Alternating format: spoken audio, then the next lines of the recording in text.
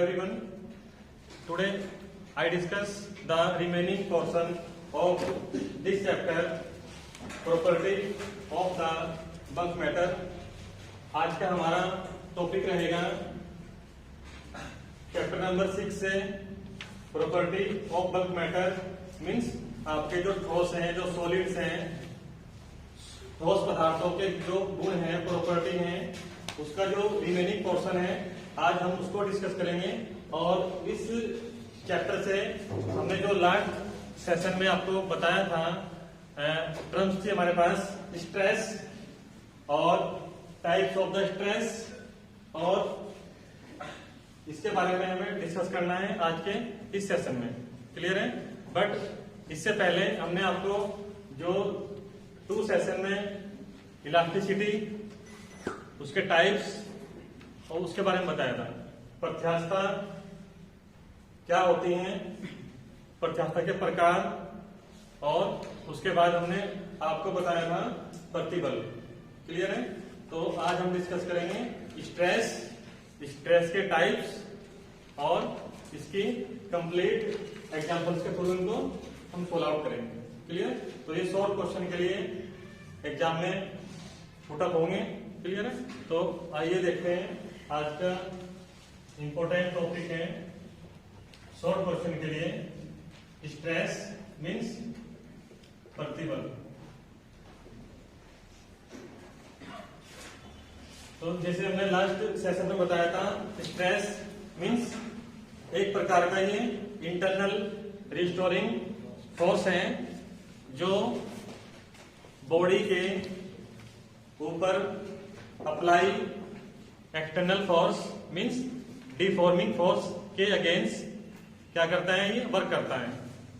इसके साथ साथ बॉडी का जो क्रॉस सेक्शन एरिया है कैपिटल ए, उसके ऊपर ये अप्लाई होता है। तो इस प्रकार का जो फोर्स है नोन एज स्ट्रेस। क्लियर?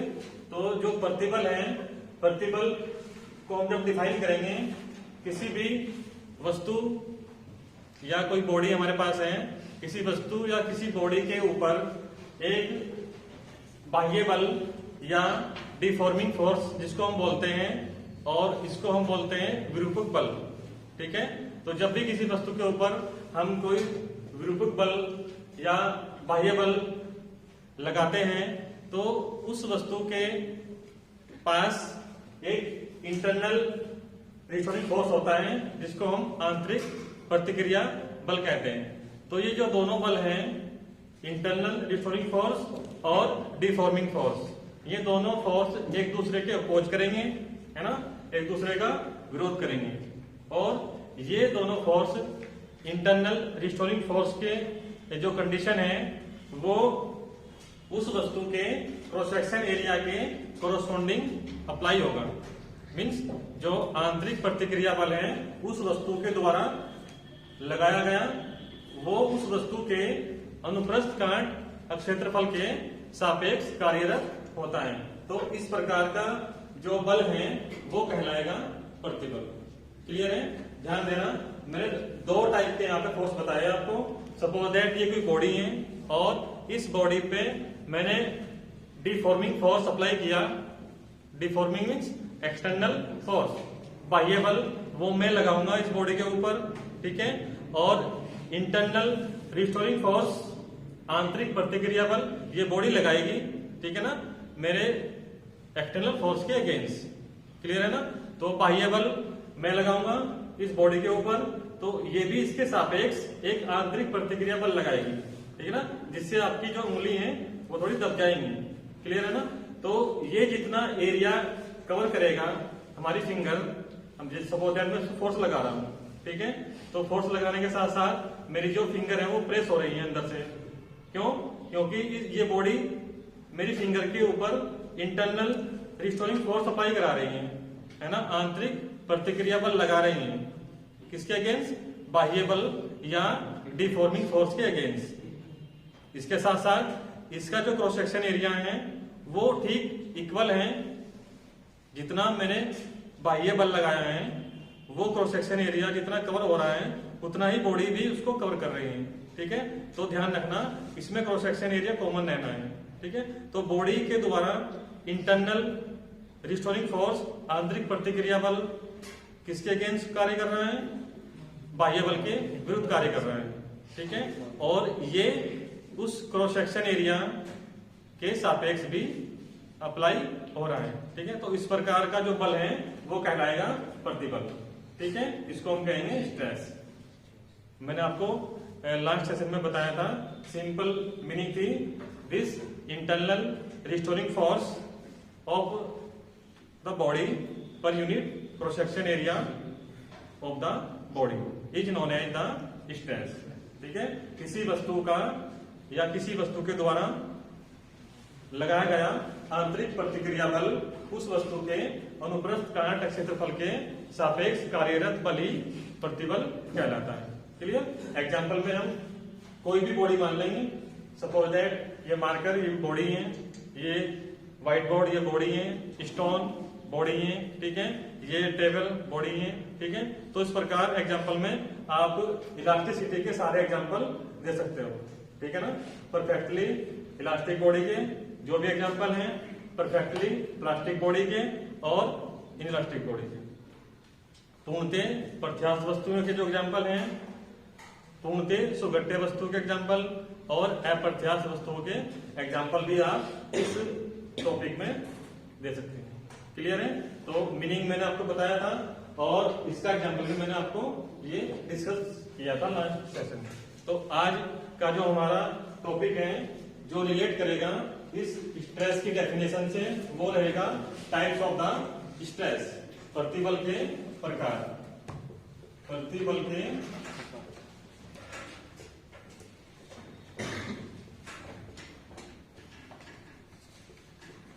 तो टाइप्स ऑफ स्ट्रेस में हम इसको 3 टाइप से डिस्कस करेंगे। इसको हम 3 प्रकार से आज डिस्कस करेंगे।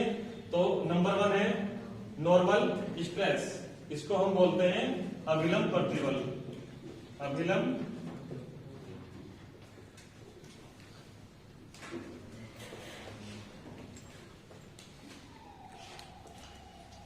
और ये नॉर्मल स्ट्रेस को डिफाइन करेंगे, ये भी 3 प्रकार का होता है। इसमें नंबर 1 है टेंसाइल स्ट्रेस, इसको हम बोलते हैं तनन या तनाव प्रतिबल। सेकंड एक कंप्रेसिव स्ट्रेस, इसको हम कहेंगे संकुचन प्रतिबल। और थर्ड एंड लास्ट है हाइड्रोलिक स्ट्रेस, इसको हम कहेंगे तरल पदार्थ प्रतिबल, ठीक है। तो ये 3 टाइप्स रहेंगे हमारे इसके लिए, नॉर्मल स्ट्रेस के लिए, ठीक है। इनको डिस्कस करेंगे, शॉर्ट क्वेश्चन के लिए क्वेश्चन बनता है। उसके बाद नंबर 2 है हमारा टेंजेंशियल स्ट्रेस या शेयरिंग स्ट्रेस, इसको हमने बताया था आपको स्पर्श रेखीय, स्पर्श रेखीय प्रतिबल या विरूपक बल, विरूपक प्रतिबल, ठीक है, इसको डिस्कस करेंगे। और थर्ड है हमारे पास लॉन्गिट्यूडिनल स्ट्रेस, अनुदैर्ध्य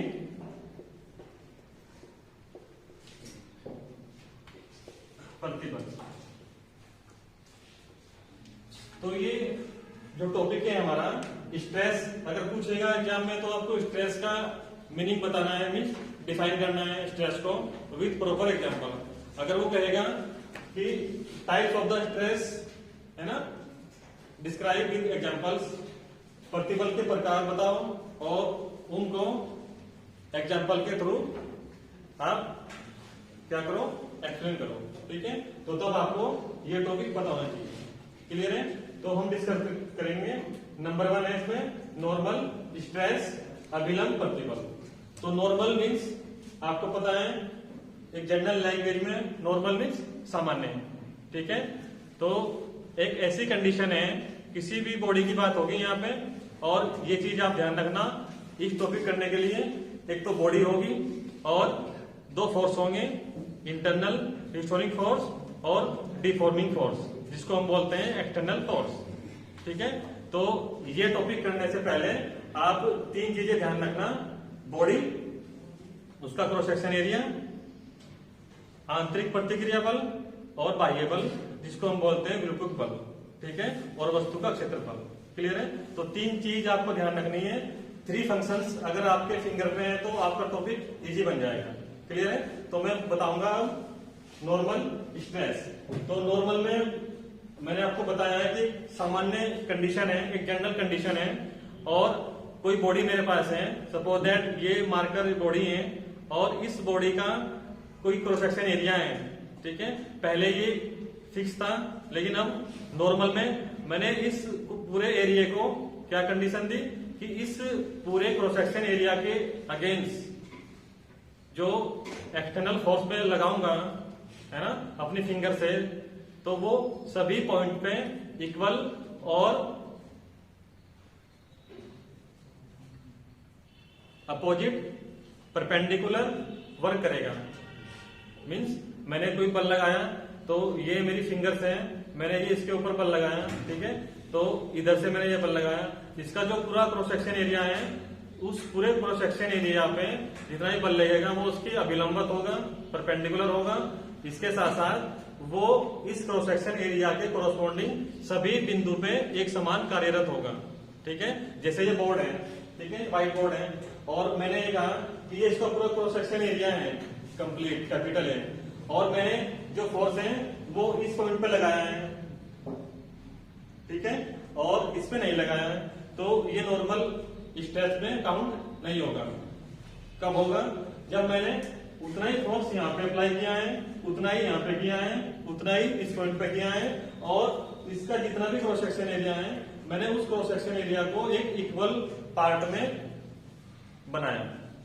ठीक है, जैसे हमारी ह्यूमन बॉडी है, ठीक है, और मैंने कंडीशन ली कि मेरे हाथ पे फोर्स लगाए, है ना, किसी ने मेरा हाथ पकड़ा है तो वो फोर्स यहाँ पे अप्लाई हुआ है, मेरी पूरी बॉडी पे नहीं हुआ है। ठीक है, और कोई हमारे पास कंडीशन ऐसी है कि मेरी पूरी बॉडी पे एक साथ फोर्स लग रहा है, तो वो नॉर्मल कंडीशन है।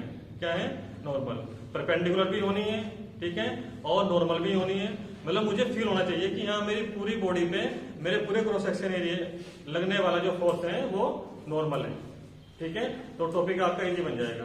तो आओ देखो यहाँ पर, तो जब भी नॉर्मल स्ट्रेस की बात करेंगे, अभिलंब प्रतिबल की बात करेंगे, तो अभिलंब प्रतिबल में ऐसा प्रतिबल है ये जो किसी वस्तु के सापेक्ष उस वस्तु के अनुप्रस्थ कांट क्षेत्रफल के सभी भाग पे समान रूप से अभिलंब कार्यरत होता है। तो इस प्रकार के बल को हम कहेंगे अभिलंब प्रतिबल। क्लियर? सच एन फोर्स या such an stress in which the equal और perpendicular deforming force applied on a body having the equal cross section area of that body is called the normal stress.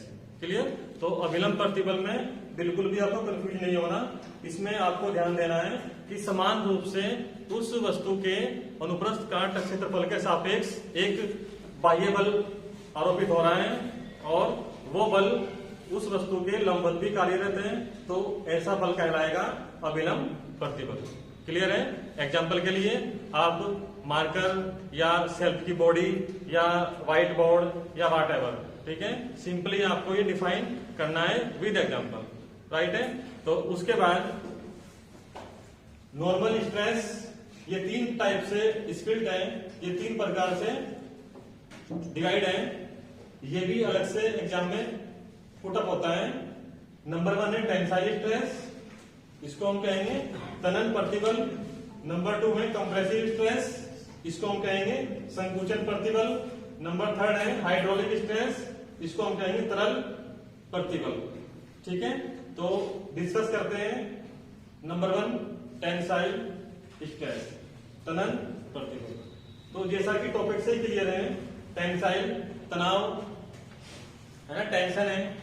आपको ना अपना जो भी define करना है मेरे सब्जेक्ट में, ठीक है, आप टॉपिक का मीनिंग देखो हिंदी में या इंग्लिश में, ठीक है ना। जैसे प्रतिबल, तो क्षेत्रफल के प्रति ये बल लग रहे हैं, वो अभी लंबवत हैं या समांतर हैं, ठीक है, या एक समान पूरी बॉडी पर लग रहे हैं। तो आपको अपने टॉपिक से ही मीनिंग निकालना है, समझ रहे हैं ना। तो ये चीज ध्यान रखना, आपका टॉपिक ही बनेगा। तो टेंसाइल का मीन्स टेंशन या तनाव, ये कब आएगा, जब हम किसी भी बॉडी में कोई फोर्स, कोई मीन्स डिफॉर्मिंग की बात करेंगे इस चैप्टर में, विरूपक बल या बाह्य बल एक कंडीशन में अप्लाई करेंगे, या तो नॉर्मल में मैंने बताया आपको इक्वल रहना है सभी पार्ट्स में, ठीक है। और टेंसाइल में क्या होगा, टेंसाइल में सपोज दैट ये हमारे पास कोई बॉडी है, ठीक है, इस बॉडी की लंबाई L है, लेंथ L है, और इसके दो एंड है, अपर एंड और लोअर एंड, ठीक है, ऊपरी सिरा और निचली सिरा। मैंने इसका एक एंड फिक्स किया है, सपोज दैट मैंने वो बॉटम एंड फिक्स किया है ना, और एक को मैंने फ्री छोड़ा है, क्लियर। तो इन दोनों सिरों के सापेक्ष, इन दोनों एंड्स के कोरस्पॉन्डिंग मैं डिफॉर्मिंग फोर्स अप्लाई करूंगा, ठीक है। तो उसके अकॉर्डिंग जब ये इसके परपेंडिकुलर वर्क करेगा, मैंने आपको बताया है परपेंडिकुलर वर्क करेगा आपका डिफॉर्मिंग फोर्स नॉर्मल में, मैंने बताया ना कि इस पूरे क्रॉस सेक्शन एरिया पे परपेंडिकुलर वर्क करेगा डिफॉर्मिंग फोर्स। तो यहाँ पे भी टेंसाइल उसका पार्ट है ना ये, तो इसमें परपेंडिकुलर कॉमन रहेगा, इसके लंबवत कार्यरत होगा, ठीक है। तो डायग्राम में मैंने बनाया है, उससे पहले आप इस कंडीशन को समझोगे, इजी रहेगा आपके लिए। इस प्रकार की कोई हमारे पास बॉडी है, सिलेंडर है या कोई वायर है, ठीक है ना, व्हाटएवर, इसके दो एंड है, अपर एंड और लोअर एंड, इसकी पूरे की लंबाई कैपिटल L या स्मॉल l है, ठीक है। और मैंने इसके परपेंडिकुलर फोर्स लगाया है, कौन सा फोर्स, डिफॉर्मिंग फोर्स, विरूपक बल या बाह्य बल। तो वो एक सिरे को बढ़ा देगा, जिधर भी वो ज्यादा अप्लाई होगा उधर बढ़ जाएगा, ठीक है, एक सिरा फिक्स रहेगा। तो इस प्रकार का जो फोर्स है, जो स्ट्रेस है, वो कहलाएगा टेंसाइल स्ट्रेस, तनन प्रतिबल या तनाव प्रतिबल। आइए इसको देखते हैं फिगर से। फिगर नंबर 1 में हमने कोई भी वायर लिया है, कोई तार लिया है, या कोई सिलेंडर लिया है, सॉलिड होना चाहिए, ठीक है, या कोई स्प्रिंग लिया है, इसकी लेंथ लंबाई L है, और ये चेंज इन लेंथ है, ठीक है, लंबाई में वृद्धि है, समझ रहे हैं ना। मैंने कल आपको बताया था कॉन्फ़िगरेशन, विन्यास की जब हम बात करेंगे तो लेंथ, वॉल्यूम और उसका शेप, ये 3-4 चीज काउंट होती हैं। तो यहाँ पे लेंथ में चेंज हो रहा है, ठीक है।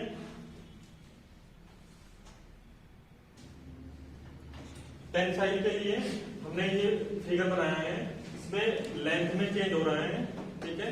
तो ये किसके द्वारा हुआ है, डिफॉर्मिंग फोर्स के, मीन्स बाह्य बल के द्वारा हुआ है। हमने ये सिरा फिक्स किया हुआ है और हमने इसको क्या किया, स्ट्रेच किया है ना, या फोर्स हमने अप्लाई किया outside perpendicular of the cross section area of the one and, ठीक है।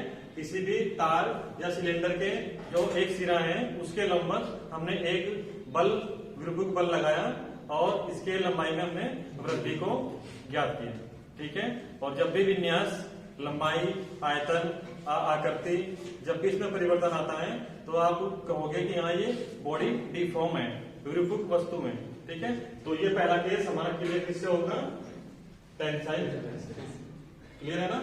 तो ये इसकी पहली डेफिनेशन है, पहला टाइप है। उसके बाद नंबर 2 है कंप्रेसिव स्ट्रेस, संकुचन प्रतिबल। ये इसके ठीक अपोजिट है। आपको अगर ये अच्छे से तैयार हो चुका है तो ये इजी से हो जाएगा। इसमें दोनों सिरे फ्री रखने हैं, आपको दोनों एंड फ्री छोड़ने हैं, ये अपर एंड और ये लोअर एंड। जैसे स्प्रिंग है आपका, है ना, स्प्रिंग को आप दबाते हो ना दोनों हाथ से, ऐसे करते हो कंप्रेस, तो उसकी लंबाई क्या हो जाती है, कम हो जाती है, लंबाई क्या हो जाएगी, कम हो जाएगी। और लेंथ जब डिक्रीज होगी तो हम कहेंगे कंप्रेसिव स्ट्रेस, क्लियर है। तो डिफाइन भी करने के लिए ज्यादा बड़ी बात नहीं है। जब हम किसी वस्तु के दोनों सिरों के ऊपर कोई बाह्य बल या विरूपक बल आरोपित करते हैं जो उस वस्तु के दोनों सिरों के लंबवत कार्यरत है, तो वस्तु की लंबाई में कुछ कमी आ जाती है और इस प्रकार का जो बल है वो कहलाएगा संकुचन प्रतिबल। ठीक है, इसको हमने डायग्राम से भी शो किया है फिगर नंबर 2 में। इसमें क्या है, इसमें ये जो फोर्स है ना, डिफॉर्मिंग फोर्स जो आप देख रहे हो, पहली फिगर में ये आउटसाइड है, इसमें ये इनसाइड है। ध्यान से रखना, ये इनसाइड है, ये आउटसाइड है। क्लियर है? और इसकी डेल्टा एल ये क्या है, ये डिक्रीजिंग वैल्यू है लेंथ की, डेल्टा एल। और यहाँ पे क्या है, ये इंक्रीजिंग है। ये वृद्धि हो रही है और ये कमी हो रही है। तो एग्जाम में कंफ्यूज मत होना, जो भी केस आपसे पूछेगा टेंसाइल का या कंप्रेसिव का, उसके अकॉर्डिंग आपको डिफाइन करके आना है। ऐसा नहीं कि डिफाइन तो आपने टेंसाइल किया और डायग्राम आप वहां पे कंप्रेसिव का देखा है तो नंबर 0 मिले, चाहे आप किसी भी बड़े से बड़े इंस्टीट्यूट में पढ़ रहे हो। क्लियर है? तो बेटर होगा चीजों को समझो जो हम समझा रहे हैं। उसके बाद नंबर 3 है हाइड्रोलिक स्ट्रेस। तरल पदार्थ प्रतिबल है। कोई भी लिक्विड, जब हमारे पास कोई फ्लूइड होगा उस कंडीशन में ये अप्लाई होता है। तो हाइड्रोलिक स्ट्रेस के लिए भी अलग कंडीशन है। मैंने इसके लिए फिगर नंबर 3 बनाया है। ठीक है, फिगर नंबर 3 के थ्रू मैंने यहाँ पे एक कंडीशन ली है। ये कोई हमारे पास एक सॉलिड स्फेरिकल कोई बॉडी है ना, कोई ठोस गोलाकार कोई वस्तु है। ठीक है, और उसके लिए ये कंडीशन है, जैसे बच्चे खेलते हैं ना, कच्चे खेलते हैं, गोली होती हैं, वो क्या है, वो ठोस भी होती हैं और गोलाकार भी होती हैं। ठीक है, तो कंडीशन देखनी है आपको, एक सॉलिड स्फेरिकल बॉडी लेनी है, कोई ठोस गोलाकार वस्तु। ठीक है, उस वस्तु को आपको किसी भी फ्लूइड में, जैसे आपका विस्कस कोई भी मिक्सचर है ना, पानी के अलावा, नहीं पानी के अलावा कोई मिक्सचर बना होता है, हनी है, ठीक है, आपका शुगर का मिक्सचर है, ठीक है ना। तो इन सब चीज में जिसका हाई प्रेशर हो, कंडीशन ये भी होनी है विद इन हाई प्रेशर, तो हमें उसे बॉडी को, उसे मीन्स जो हमारे पास सॉलिड स्फेरिकल बॉडी है उसको हमें उसमें छोड़ना है और हाई प्रेशर देना है। तो जब हाई प्रेशर दोगे तो उसकी बाउंड्री के अराउंड, है ना, गोली की जो सतह है उसके चारों ओर एक दबाव पड़ेगा, है ना। प्रेशर हमारा क्या है, प्रतिबल ही तो है, स्ट्रेस ही तो है, तो वो प्रेशर उसके वॉल्यूम को कम कर देगा, उसके वॉल्यूम को कम कर देगा, बट उसका जो शेप है ना, उसका जो रूप है, उसकी जो आकृति है, उसका जो आकार है, उसको वो चेंज नहीं कर पाने का। समझ रहे हैं ना। तो इस प्रकार की जो अवस्था है वो कहलाएगी हमारी तरल पदार्थ प्रतिबल। एग्जाम्पल के लिए प्रैक्टिकली हम करते हैं, किसी भी बॉडी को, वो बॉडी सॉलिड है, उसको हमने किसी भी पदार्थ में डाला, डालने के बाद जो उसका वॉल्यूम हमने पहले काउंट किया था, है ना, वॉल्यूम हम स्फेरिकल का अलग करते हैं ना, 4/3 पाई या समथिंग, ठीक है ना, ऐसे करते हैं। तो उसका जो वॉल्यूम था पहले, है ना, फ्लूइड में डालने से पहले, वो वॉल्यूम क्या रहेगा, ज्यादा रहेगा। जब उसको उसमें डिप कर देंगे और हाई प्रेशर पे रखेंगे तो उस बाउंड्री के चारों ओर जो प्रेशर है मिक्सचर का या फ्लूइड का, वो उसका प्रेशर क्या कर देगा, उसका वॉल्यूम को कम कर देगा। ठीक है, और उसकी शेप को चेंज नहीं करेगा। गोली अगर बाहर निकालोगे आप तो उसकी आकृति वही रहेगी। ऐसा तो होगा नहीं कि यहाँ आपने इतनी सी गोली डाली और वो पहाड़ बन के निकला, ऐसा नहीं होने का। तो उसका शेप वही रहेगा, बट उसका वॉल्यूम चेंज होगा कब, जब वो उस फ्लूइड के अंदर रखे जाएगी। ठीक है, तो इस प्रकार की जो कंडीशन है वो कहलाएगी तरल पदार्थ प्रतिबल। फिर डिफाइन कैसे करेंगे, जब हम किसी भी ठोस गोलाकार वस्तु को किसी भी तरल पदार्थ में छोड़ते हैं तो उस वस्तु के चारों ओर या चारों सतह पे एक दबाव कार्य करता है और जिसके द्वारा उस गोलाकार वस्तु का आयतन कम हो जाता है, लेकिन उसके रूप में या आकार में कोई भी परिवर्तन नहीं आता। तो इस प्रकार की जो अवस्था है वो कहलाएगी तरल पदार्थ प्रतिबल। क्लियर। तो कंडीशन इजी से बना लेंगे। मैंने solid spherical body deep within the high pressurise mixture of the fluid, thus the volume of that body decreases, but do not change in the same, then such condition of the deforming force is called the hydraulic stress. Clear?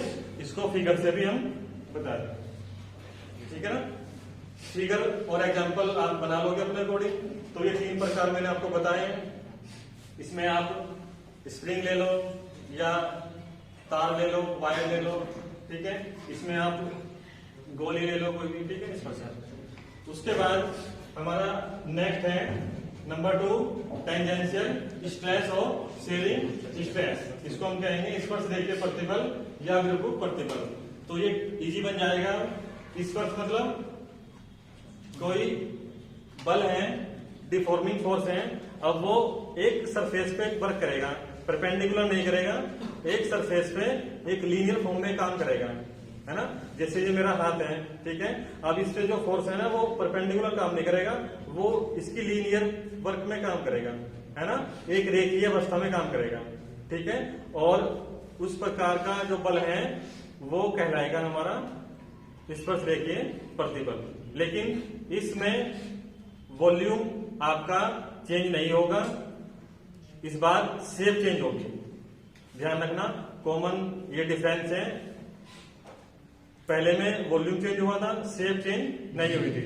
इसमें shape change होगी, volume change नहीं होगा। Clear है?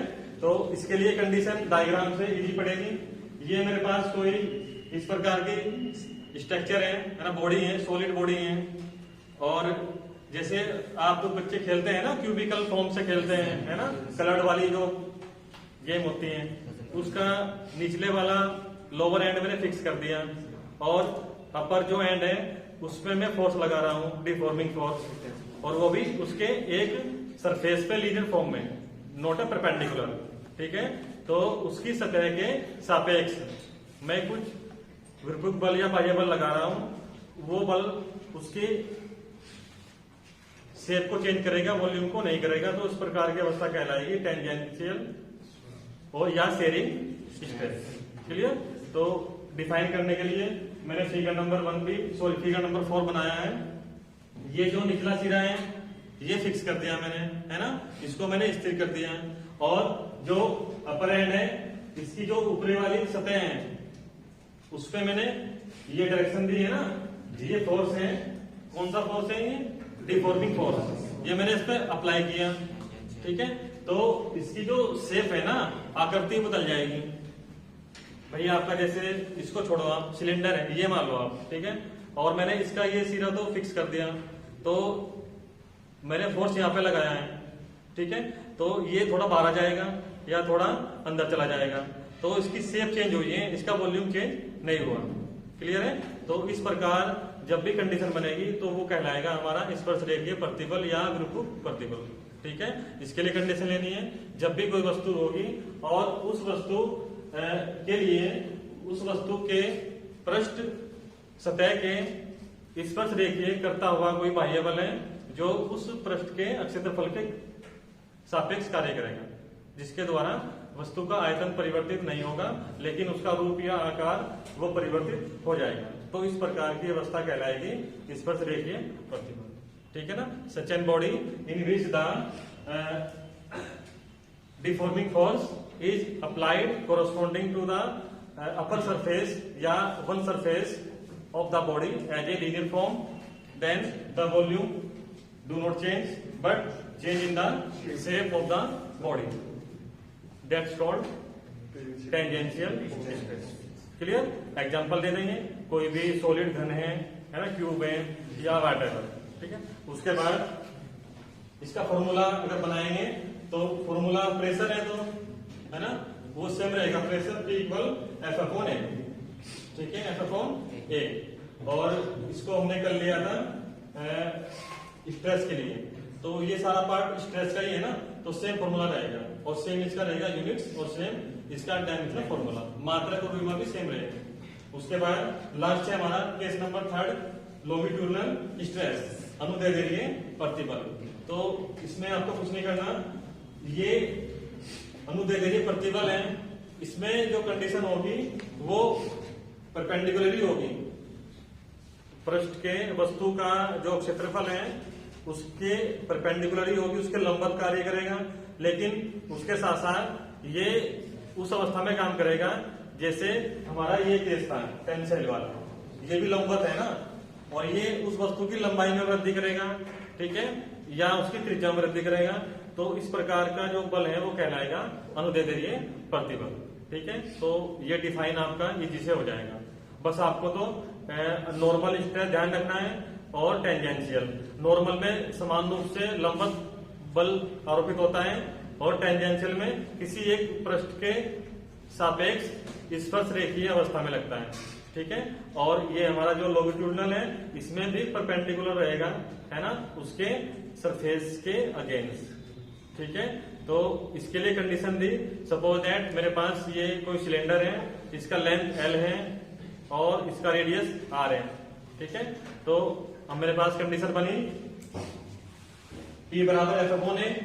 तो F क्या है, ये mass of the body है या वेट ऑफ द बॉडी है, mg है ना, तो ये डाउनवर्ड नीचे की ओर।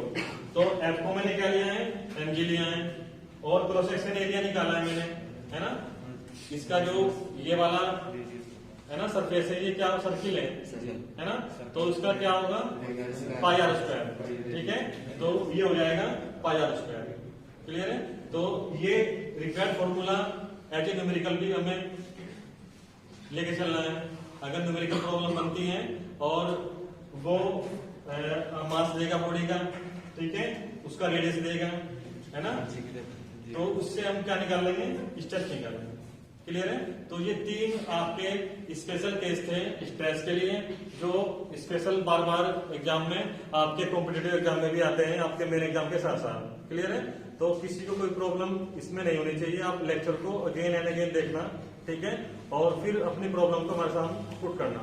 तो 5 मिनट के लिए इसको रिवाइज करते हैं और आप आज का सेशन स्टॉप करते हैं।